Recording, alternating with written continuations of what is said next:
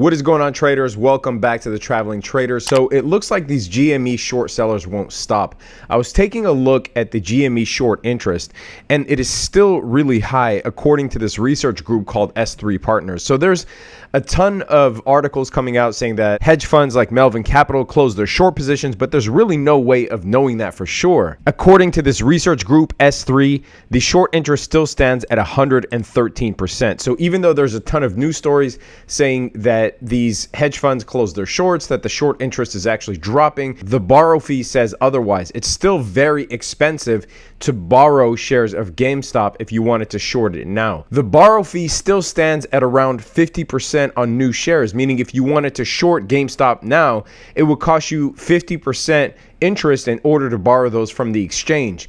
And according to S3, the borrowed shares that were returned to close these shorts were used to open up new shorts. So these motherfuckers still won't learn. They're still shorting GameStop even though it is above 100%. There are more shares shorted than available. Guys, this is still illegal. In their minds, they think that now that some of the brokerages are on their side by limiting the number of shares that people can buy, or even limiting them from buying these shares at all, that the price will start dropping from here. And so it is a safe bet to short from this position and try to recover some of their losses from the original short.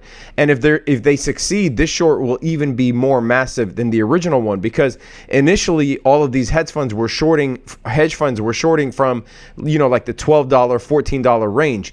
If you're shorting from $400 all the way back down to below $100 or below $50, imagine how much money per share that is. That's almost $300 to $350 per share profit that they'll make. These people don't deserve a bailout. It's a lot worse than you think. When you short a stock more than 100%, there are extreme ramifications for that for the company that's being shorted. It is creating a lot of artificial downward pressure. And this also ties into silver, which we'll talk about in the second part of the video.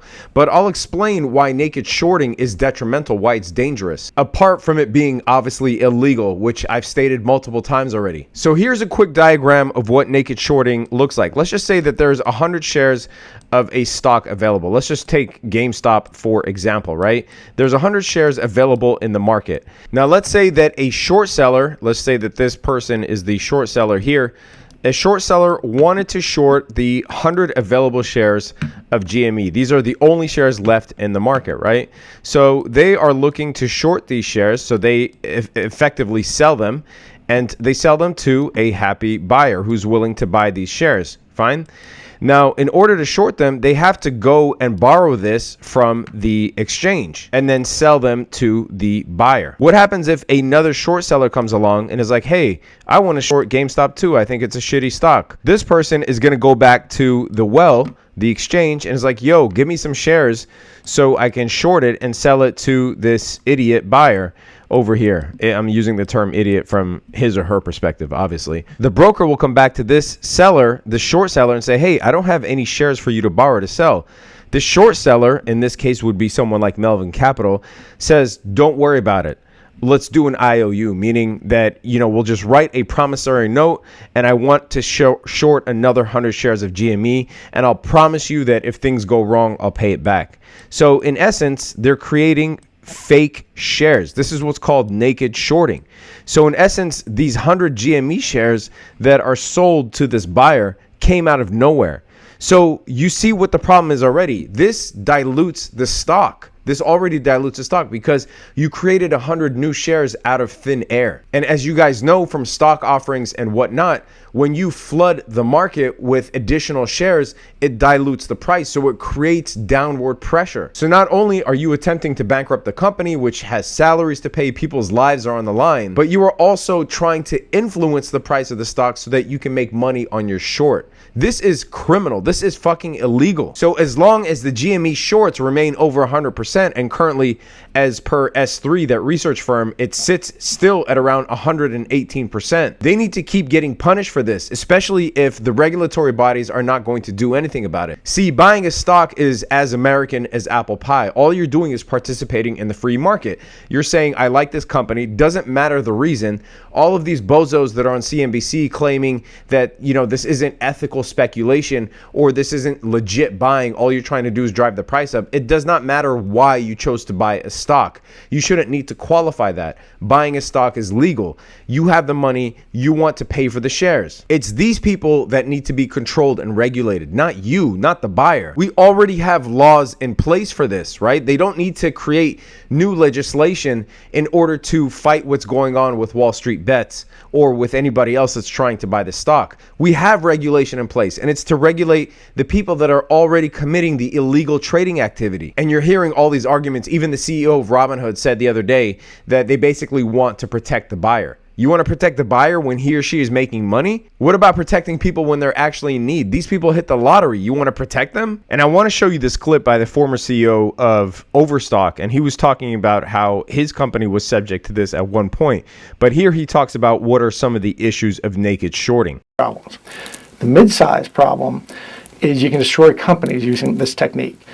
If it just really happened by random human error, you'd see these fake shares, these phantom shares scattered around the market, like peanut butter spread over a sandwich. They'd be spread evenly. Well, the SEC hired an economist named Leslie Bonney to study this, and she did this statistical analysis and saw where they're concentrated, and she says, no way this is happening by random human error.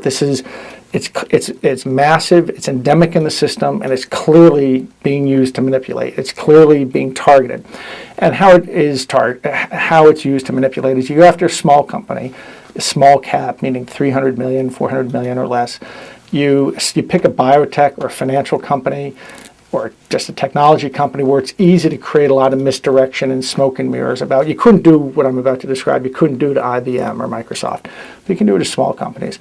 And you just flood the market with fake shares in their companies, and you can crack the market. And if you can do this while you have a couple of your shill journalists just write stories after stories banging the company, you can basically drop it to nothing. And if it's a company like a biotech. So that's interesting what he's saying. He's talking about the repercussions of naked shorting, and he's 100% right. And he took it a step further and said that there's even potential collusion with pundits on these business shows like on CNBC. Then one of my friends who I was having dinner with last night sent me this clip of Jim Cramer talking about this exact manipulation and how he used to do it when he was running a hedge fund. And I could get a stock like RIM for maybe, that might cost me 15, 20 million, Annie, to knock RIM down.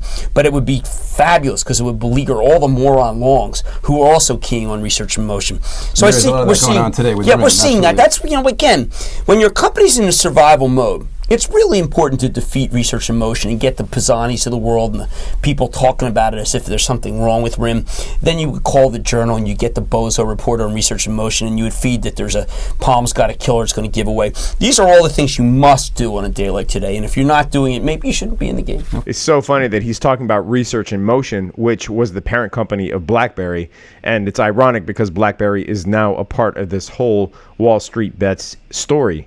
Another stock that a lot of people are focused on right now seems to be Apple. Yeah, Apple's very important to spread the rumor that that both Verizon and AT&T have decided they don't like the phone. Right. That's a very easy one to do because it's also you want to spread the rumor that it's not going to be ready for Macworld. And this is very easy because the people who write about Apple want that story. And you can claim that it's credible because you spoke to someone at Apple, because Apple isn't and it doesn't. Right, they're not going to comment. They're not going to say. So it's really an ideal short. And I would, again, if I were short Apple, I would be working very hard today to get that. And the way you would do that is you pick up the phone, you call 6 trading desks, and you say, "Listen, I just got off the phone with my contact at Verizon, and he has already said, listen, we're a Lucky G house." We're a Samsung house. We're a Motorola house. There's no room for Apple. They want too much. We're not going to let them in. We're not going to let them do what they did to music. And, I think that's a very effective way to keep a stock down. Right. I might also, by the way, because the stock at 84, 85, with a little bit of capital, you go buy some January 80 puts that makes it look like there's going to be something going on. So maybe you give Morgan an order to buy 1,000 Jan 80 puts. Then you go position limit with you use a firm that doesn't know what the heck it's doing. Maybe you go to UBS for puts.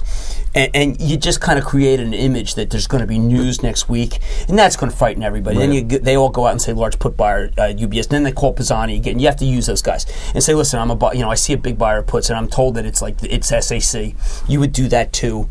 And these are all what's really going on under the market that you don't see. Right, and nobody else talks about it. Right, but what's important when you're... So that's crazy. He's talking, this is from 2008, so sorry for the bad image quality, but he's talking about in a situation where, for instance, you wanted to short Apple or tank Apple in the short term to make money off of short-term puts. You would essentially use the media is what he's talking about, right? Like these CNBC, funny enough, because he ended up working for CNBC, but use these, the media, the Wall Street Journal, you start disseminating fake stories about Apple saying that it came from reputable sources. And at the same time, you would go out and buy as many puts as some bank will sell you. And then once the price of Apple drops, you would buy it and ride it on the way up. So this is Cramer, the famed Cramer, whose show I actually like and I watch, and I think that he does have some good takes, admitting that there is all of this stuff going on, and this is back in 2008. You can imagine what level of technology and computing we have today and how this has exponentially grown since back then. So all that is to say that these short sellers who are shorting a company more than 100% illegally, they need to pay. If the regulatory bodies are not going to do it, then it's going to be in the form of vigilante activism through sites like Wallstreetbets. And now this brings us to silver. What is going on with silver? Is there going to be a silver short squeeze, and how can we take advantage of it? Well, all of this started with this data that shows that silver is the most shorted commodity by far, according to this chart from Gold Charts R Us. But this was actually a campaign started back in 2010 by a guy named Max Keiser, who's a Bitcoin maximalist. And here's Max Keiser talking about that campaign back in 2010. Evidently, after this, JP Morgan started hoarding up silver, and they are one of the largest holders of silver in the entire world. There was actually a short squeeze of silver, partly due to this campaign, and silver hit an all-time high back then of $50 an ounce. Currently it's trading at around 28. Short story, I do think we can get to the $50 range. However, here's Max Keiser talking about that campaign. Hi, this is Max Keiser, host of the Keiser Report. I want to talk to you about this global viral campaign, Crash JP Morgan, buy silver. The fact is that JP Morgan is a huge player in the derivatives market. They've got a balance sheet exposure of something like 1.5 trillion. A lot of that is tied to their silver shorts. That is to say, they have sold silver contracts that don't exist. They're engaged in naked short selling. This is a form. See, I told you that we would tie back to silver with the naked shorting. This is something that has been going on. And again, this video was recorded in 2010. Naked shorting was supposed to be outlawed in 2008, and it is still going on. And that is why we should have no sympathy for any people, for any of these hedge funds that engage in naked shorting. Now, with JP Morgan, it gets even a little bit more precarious, because if they are one of the largest holders of silver supplies in the world, and they are creating these fake shorts or these naked shorts, and they push the price of silver up, they actually stand to benefit. So this Twitter campaign talking about a silver squeeze, yes, it could benefit the average trader or the small guy, but it will also benefit JP Morgan. Make no mistake about it. They hold more silver than almost any single entity in the entire world. So essentially, back to this GME example, if we replace this with silver, the example still stands. These market makers are able to create silver contracts out of thin air, silver futures contracts, and short them in the same way that I explained with GME, where there aren't enough GME shares to go around. There isn't enough silver to go around to back all of those silver short contracts. So the point here is to buy silver in order to try to force those shorts close, and thereby pushing the price of silver upwards into a price range that a lot of people feel like is the fair value of silver, because they feel like the price of silver, and I feel the same way too, that the price of silver was actually is being suppressed by these fake contracts or these naked shorts on silver. Now, in my view, this is going to be a lot harder than GME, and people are going to be expecting a sort of exponential rally in the same way or in a similar way as GME, and that's not going to happen. We're not talking about a small cap or a mid cap company here. We're talking about one of the largest reserves of precious metals in the world. As I said, back in 2011, there actually was a short squeeze on silver, partly due to this campaign that I showed you with Max Keiser, and the price of silver actually went to $50. Also, once you start fucking with the US dollar, things start to get a little more hairy. Again, we're not talking about Gamestop here, which is a small cap company. We're talking about a commodity that does have an effect on the US dollar index. If the price of silver shoots up and the dollar tanks, you best believe there will be regulation coming from every single direction, attacking everybody in order to try to stave off that level of hysteria. And this actually happened back in the 70s. In order to fight inflation, there were two bankers, the Hunt brothers, Nelson Hunt and William Herbert Hunt. And they started buying up insane amounts of silver. At one point, they owned almost 10% of the entire global silver supply. If you're into boring finance stories, you definitely should look up the story of the Hunt brothers. However, overnight, the COMEX Commodity Futures Exchange just changed the rules on them. So everybody's pissed right now, obviously, at Robinhood and other exchanges being able to change the rules, even if they're being forced to do it by the clearinghouse. But that's neither here nor there. They're changing the rules overnight on something as trivial as GameStop. In this case, the Commodity Futures Exchange overnight said nobody can hold a certain amount of silver, and they started closing people's positions. So all of those people that are mad that their positions were closed on GME or BlackBerry or Nokia, they were closing people's positions on silver futures in order to stave off a kind of hysteria that drives the price of silver up through the roof. The Hunt brothers lost hundreds of millions of dollars because of that. But my point is, once you start fucking with the commodities, once you start fucking with the US dollar, things change, the landscape changes, new referees come in the game, and they can dictate the game as they like mid-game. So those that think that the price of precious metals can easily be manipulated, history says otherwise. So how am I playing this? I basically bought a silver futures contract that expires in March. Now, this is not cheap. It's going to cost, depending if you have a margin account or not, but basically you are buying a futures contract that is worth 5,000 ounces of silver per contract. Now, in terms of buying power hit, this cost me, I think, around $16,000, but the actual contract is worth $140,000 because you have to multiply 5,000 ounces by the price per ounce of silver today. This is not financial advice. I'm just telling you what I'm doing. Futures are very risky. If you thought options were risky, futures take it to the next level. So I bought this futures contract. Now, this futures contract is actually physically settled, meaning that if I don't close this out by the end of March, then I will actually have to take delivery of 5,000 ounces of silver. So in my view, if people are really serious about this silver squeeze, really what they would do is buy physically backed futures contracts. Now, supposedly SLV, which is the biggest silver ETF, supposedly, if you look at it, that each contract is backed by silver, that it's physically backed by silver. And that is really the cheapest way to get into silver if you're going to buy it on the market, is to trade SLV. So I assume that a lot of traders tomorrow are going to be buying up SLV up the ass.